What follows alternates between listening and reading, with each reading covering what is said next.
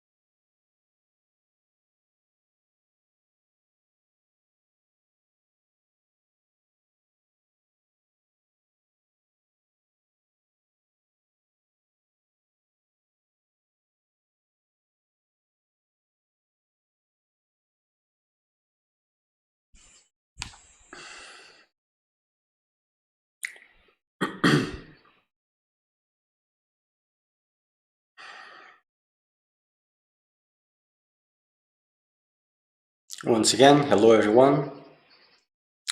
Just reminding that we use WhatsApp as a means of communication. You can send your questions to the number that appears on the comments.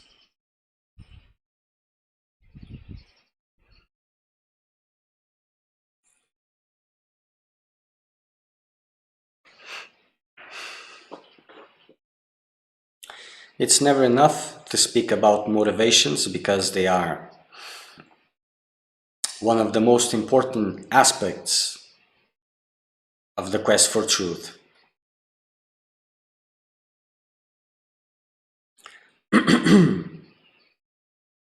And these motivations ultimately make the difference between a living process, a dead one, finding the next level or don't. And we must understand that both motivations are there. The motivations from the seeker of truth and the motivations from the seeker of well-being. Doesn't matter what well-being means. Both will be there. And by both being there, you will end up in several crossroads. And it is in these crossroads that you choose more one than the other. One has to adapt to try to survive. So if you choose the path of the seeker of truth, the expectations coming from the seeker of well-being, his own goals, will have to adapt. We'll have a little bit of frustration, then we'll have to adapt. But as you keep on turning to the side of the seeker of truth, there will be a point that it's not possible to adapt anymore. It becomes visible that it is about losing for the seeker of well-being. And this in itself is a crossroad. And it is in this moment, only in this moment, that it becomes visible what is really more important, more than the concept.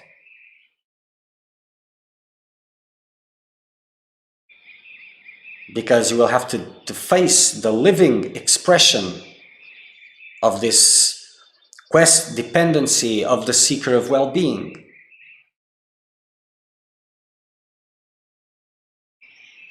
It's not just about concepts anymore. Because when it's about concepts, well, I know conceptually what is best, what is highest. So quest for truth is highest. So I have to choose between that which feeds my illusion or takes a little part of it.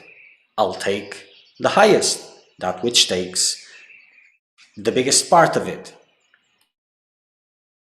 But this is conceptual. When it becomes practical,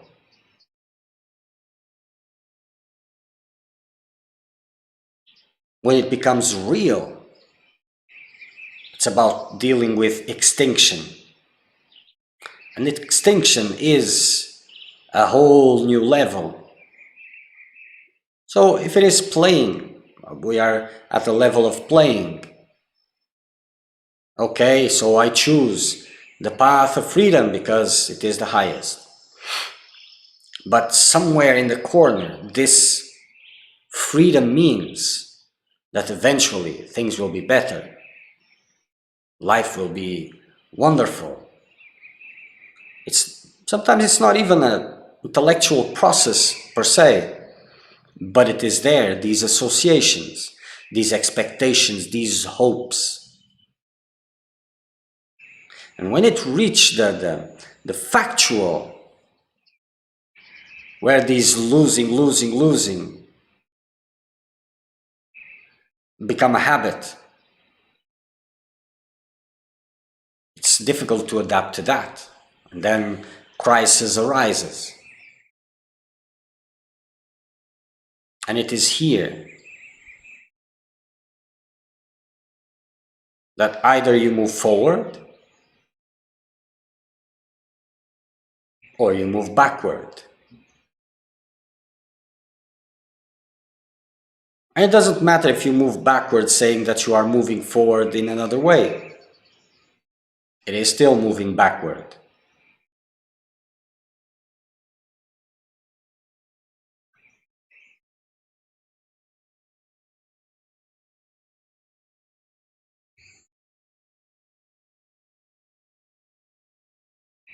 But like I said previously, it's not easy to get things at this level. Intensity must be high.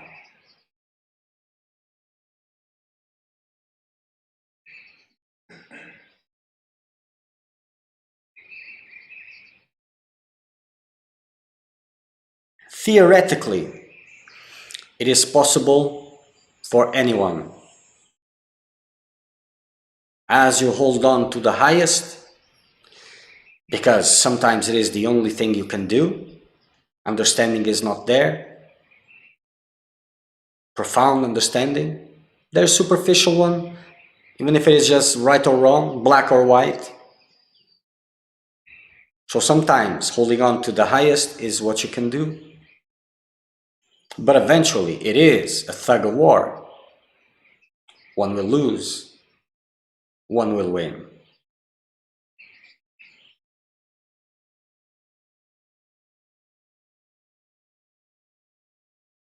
And it is not much of understanding also. A little bit is needed. But if intellect is not that strong,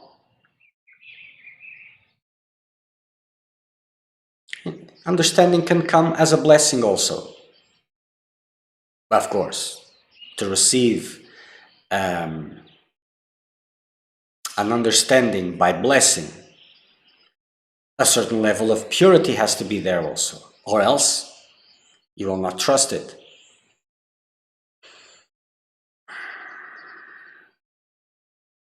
But there's no limitations whatsoever.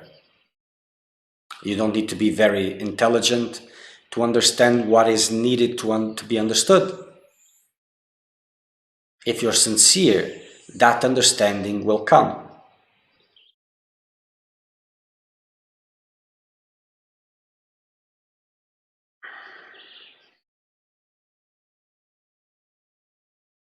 But even by aligning yourself with that which is highest, what you understand, even if superficially, what is highest,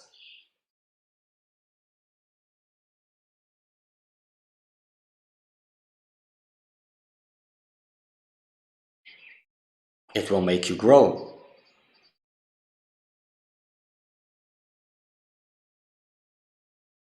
But doubt will be there. And, well, for some, doubts are complicated, difficult. They are obstacles. They make things difficult. And it happens like this when identification with the seeker of well-being is tremendous. But even so, it's not limiting, because it's a matter of perspective. And when you have the right perspective, no more obstacles, it's just guidance. Because when you see the difficulties, the doubts arising, and you can see what underlies the doubts, and you can see attachment, fear, all of those things there, the need to look for a more, how do you say this, easy path, you will see clearly that you're avoiding something. And that in itself shows that is the way.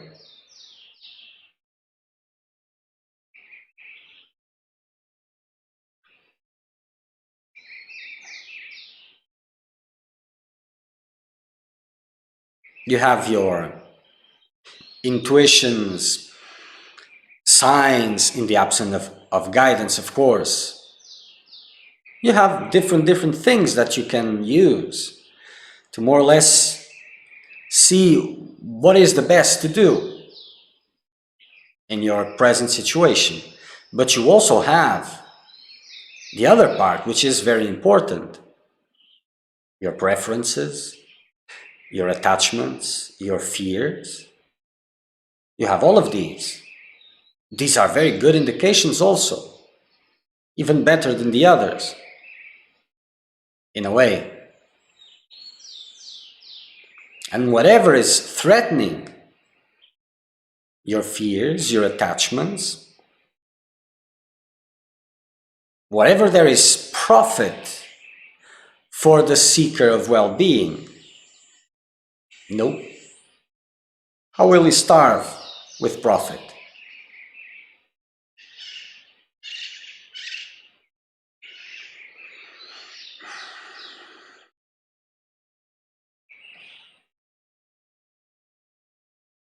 Both the seeker of well-being and the seeker of truth find their path.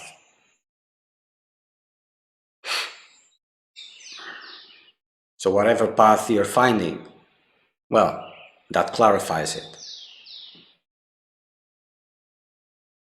A seeker of truth sees some doors that are brighter and see other doors which are more right.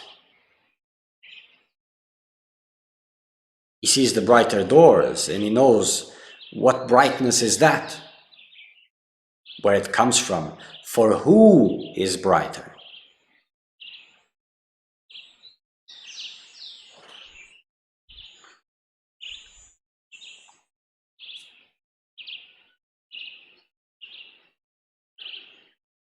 Time has a way to test everything.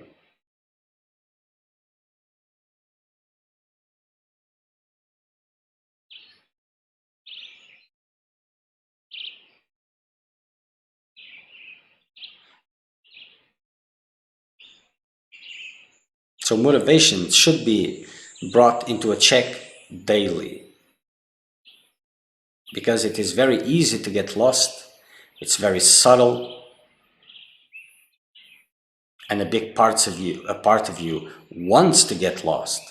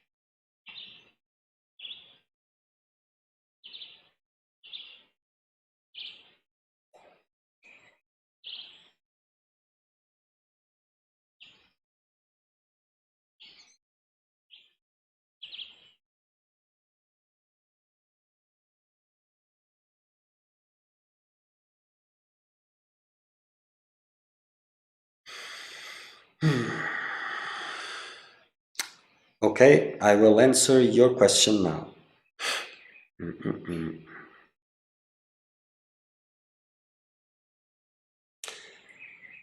Okay. I had a lot of purging at the beginning of the week, like a constant sensation around the throat of somewhat dizzy. It's not a sickness, of course, it's caused by the practice. I think it is because I began something new. The past months during the weekend I have been meditating usually 7 to 9 hours per day. I was trying the past weeks to do 10 hours or more per day, but I was always failing. Something was happening and made me give up. So what I began to do is, Saturday I do all my obligations, Sunday I have no excuse but to devote my whole day to meditation. It worked last week and it will work today also, I think, to continue to do that. I have a question about that. When I meditate, what is a lot for me, I begin to have a sensation in the forehead, even to the touch. It may be because I'm not used to concentrate for so long. or that I use too much my intellect. But I never have this feeling after a day of programming, okay, a day of work. I don't know, in the past years, I got this feeling after maybe 6-7 hours per day meditation. Now I begin to feel it after 9 hours. So I get more endurant. Is there a way to deal with this? When I feel it strongly, it feels like sitting meditation is not effective, and trying to just push past that never work for now. Okay, so you will have to explain this a little better, because what you call normal state, waking state, normal state, from the waking state, blah blah. The perception, the subtle perceptions you have, they are very, very small. You can perceive more or less the gross part, the gross aspects. Others you don't, either because your mind is more dense, or because you're not paying attention, everything is flowing automatic, or both. When you intensify your practice, your meditation, you become more subtle and more aware of these subtle aspects. So within intense meditation, or in an intense spiritual process, there's a lot of things that are happening. A lot of things. Physical, energetical. A lot of things are happening. And the more subtle your mind becomes, the more aware you become of this. So there's nothing to go by, to go through, more or less, in that sense. Just keep up the practice, keep up the focus. That's it. Sometimes work is being done at some place, and some part of the body, is it physical or in the energetic body, and this may cause different types of sensations. For example, pain, intense pain, and there's nothing to do with that, just continuing the practice. It's like that clock in the living room, as a tuck, tuck, tuck, tuck. The sound is loud and it gets annoying, but sometimes you don't even listen to it. It is there in the background, but you're not paying attention to it. But it doesn't change anything. So these phenomena, just carry on with the practice, unless it is something different, and for this you need to explain better. But it doesn't have to do with being too much mental. And in the practice of meditation, energy gets built up in these higher centers. So it is normal to move with this one, which is quite central. So it is normal. And if this pressure is there, if it is annoying or something like that, probably it is calling your attention to stay even more there, and that will help. But if it's not calling, just forget about it and continue with your practice. Don't try to help anything, because you have no idea. And if you do your part, the rest gets done also.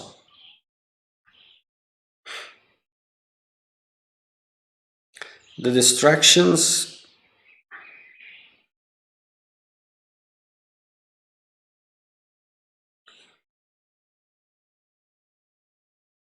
just feels like meditations. This is important. The feeling that meditation is not effective. From where does this feeling arise? This feeling arises for the one who is investing and wants to have some return. Because if you're doing things correctly, you're sitting, you're sincere, you're pushing through your limits, intensifying, keeping it steady,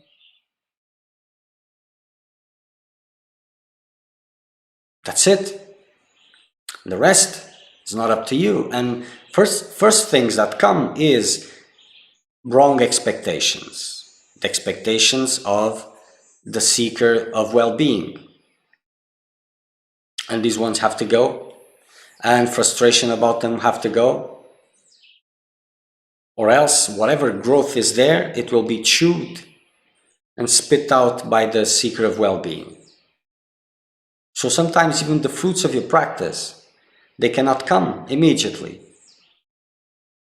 because it would be disastrous. Just keep going, keep going. The distractions from my sitting meditation seem to shift. They don't really shift, but I get better in an aspect, so next I get conscious of another kind of distraction. This week I feel like the distractions are mostly about physical need, feeling cold, being hungry, and sexual desires. It is now winter. Cold showers are very cold, yes, but very good. It is the best time for the cold shower then.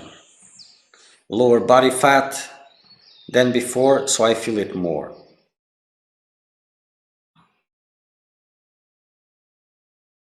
Well, not that sure that it is the body fat that brings this, increases the aspect of the cold, or the, I'm not sure. I'm not sure. Usually this is more at this level.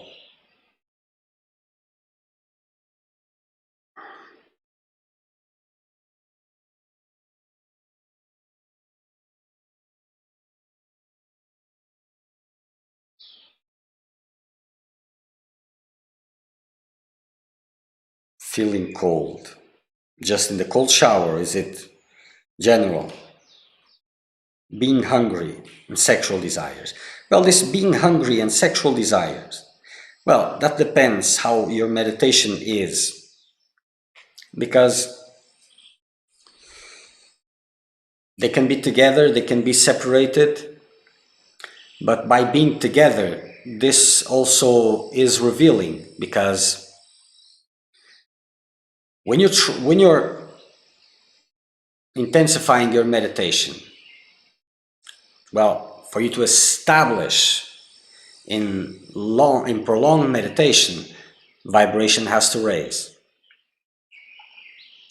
And to raise the vibration, agitation has to drop. They cannot remain together. And when vibration raises, you don't feel hunger. That's one.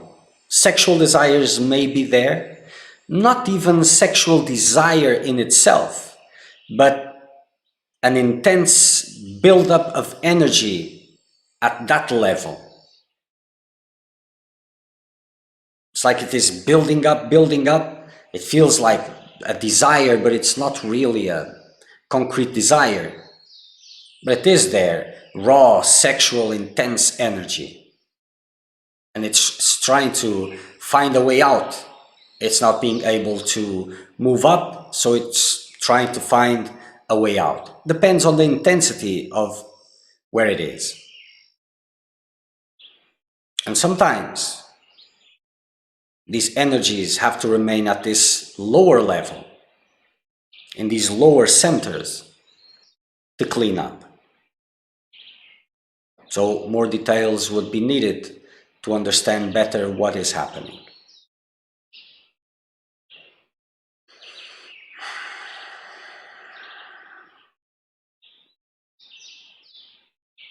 But these fragilities, this is the mind which is, how do you say this? Finding support in circumstances. Because for yourself, as a seeker of truth, you should use these different circumstances, cold, heat, whatever presents itself, in a way that you can find peace, quiet, in whichever circumstance that presents itself. And like this, you can take the highest from it. So if you want to clarify a little bit better, in the morning, most of the time I'm hungry. My body weight is stable now. Just to be clear, I don't need to gain weight. And I'm very passionate about meditation, doesn't matter at all. But sometimes I begin to dream about some kind of food that I will have for lunch. It is very annoying as intellectually, in my experience also. These pleasures are so little, so nothing, but still I crave for them. There's more. And sometimes I feel sexual desire during meditation and the mind want to dream about sexual fantasy. I have found that keeping the stomach in seems to help for whatever reason. Not whatever reason, because as you keep the stomach in, you're pushing energy upwards. So it is taking the energy down from below and pushing it downwards. So it helps, of course. And this is very, very common.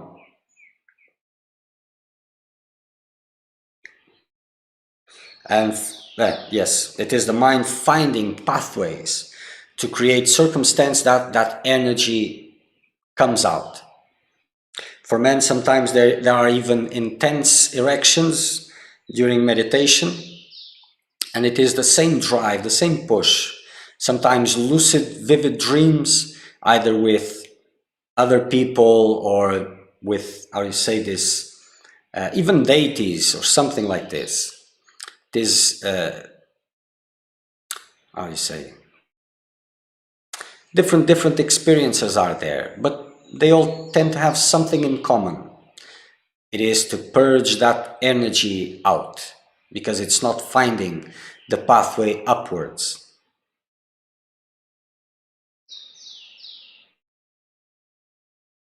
So one thing which helps for some is to cut salt completely from the diet.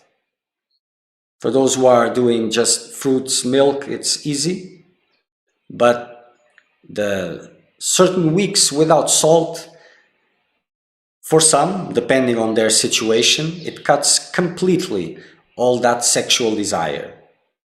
For others, it's more complicated. But here's a tip.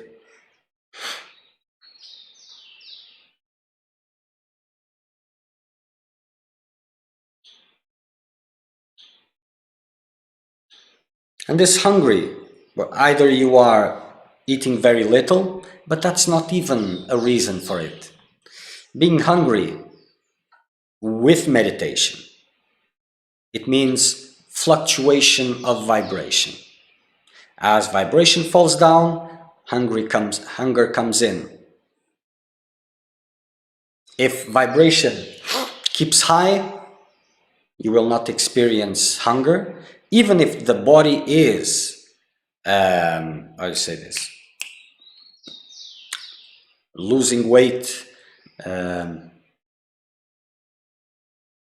even if the body is hungry or in the need for food, you will not experience that.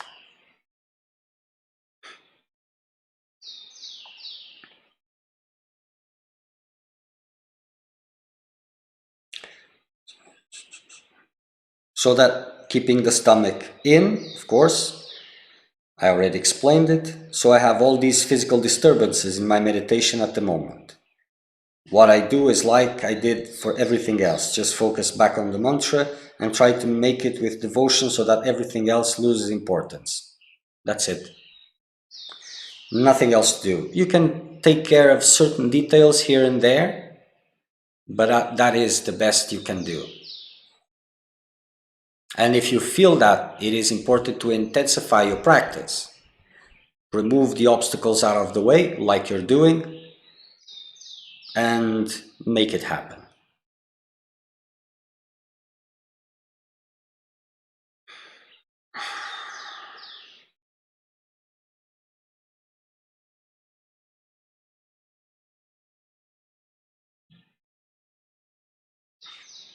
Okay. I will answer your question now. Hello. Taking the hook that you're talking about sexual energy, I don't feel desire, but during dreams, images appear, situations that almost provoke a liberation of, can you say this? Sperm, I think it's sperm. But even sleeping, the body holds. This happens when, especially when the bladder is full. Is that a form to make vibration go down, or is it cleaning? Well,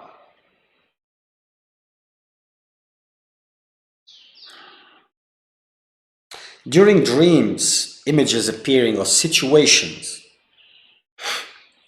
of sexual nature, this happens, and sometimes, most of the times, is about seduction, trying to seduce you to a certain state where the next can happen. And if you have a bladder full, that is even makes it even worse, because there is a sensation, intense sensation, which concentrate, even the physical sensation makes the erection to happen. So one thing with the other may lead to that.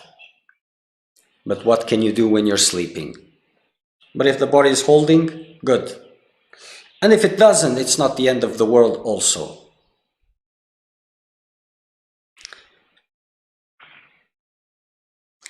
Every big journey happens one step at a time. But the important part is there are infinite strategies to bring you back to the normal state, to the level of vibration of the seeker of well-being. Enormous, from all sides. Waking state, dream state, knowingly, unknowingly, things that are apparently innocent. So this is why you need to be focused and aware. And checking the motivations daily keeps you on track, so that when these crossroads come, you still have your guidelines in the absence of guidance to choose the best.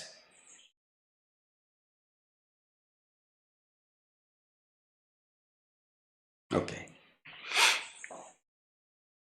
Now wait.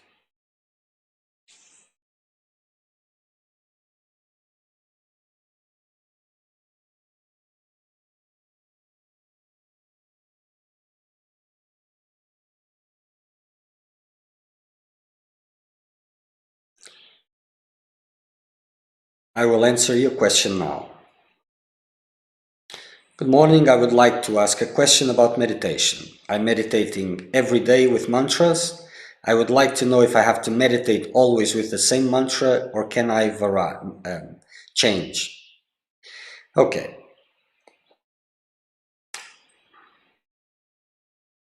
This is important. Meditation is about, it's not just about the act of meditating. It's not static. It has progression. It has to progress. It has to deepen. And to deepen, you need discipline and repetition. Always same place, same time, same technique. To start with, you choose one that you can see, feel, from whatever it is coming, that you can practice, and practice intensely. And you will pick up that one and you will practice intensely. And only when guidance comes and tells you in its own way, now you practice this, then you change. Without it, you don't change. Or else you're just feeding the patterns in the mind that wants something new all the time and keeps on changing. and it doesn't deepen the practice. And if you're guiding, then there's no room for guidance. So the first technique you choose, if it is a mantra, you choose the one which is more appealing to you, for your level. Then you embrace it and you practice it, chant it, and you will not change it unless guidance comes and tells you to change. If nothing is happening, guidance is not coming, well, that is an indication. It's not good enough yet. So you need to intensify it, make it more time, or something is standing in the way and you have to take your attention out of it. The more you can focus on your practice, the more it will deepen. The more you're wasting your attention, it continues superficial. And then, in a superficial practice, for the mind to continue there, it needs change. It needs to be engaged with something. If it's not something outside of the practice, it will be with the practice itself, trying to change things, to adapt, to understand this, to improve that, blah, blah, blah, blah, blah. Everything but to surrender to the practice. Okay?